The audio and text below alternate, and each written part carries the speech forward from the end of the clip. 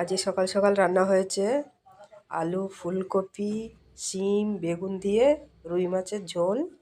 এই যে রুই মাছ ভাজা। আর এই যে এবার টিফিন গোছাবো, তোমাদের দাদা বেরোবে। আর এই কচু মাখা, মানে ওই দেশি কচু হয় না, দেশি কচু মাখা। ভাতটা গুছিয়ে নিই, ভাতটা গুছিয়ে নিয়ে তারপর কচুটা মাখবো।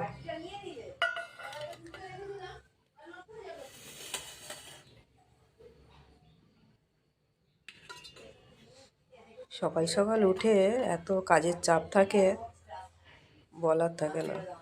মানে যার বাড়িতে হয় সে তারাই জানে। বাচ্চাদের যদি স্কুল থাকে, ঘরের মানুষের যদি অফিস থাকে, তাহলে কত কাজ থাকে একটা মেয়ের, সেই জানে যারা করে।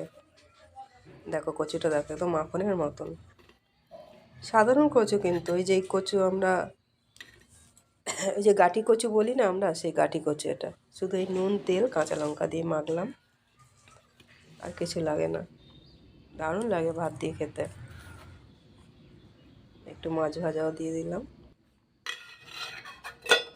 ঠান্ডা লেগেছে তো, কথা বলতেও কষ্ট হচ্ছে।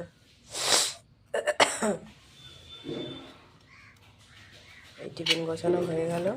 এবার তোমার দাদা খাবে, খেয়ে আর টিফিন গুছিয়ে নিয়ে চলে যাবে। আমার একটু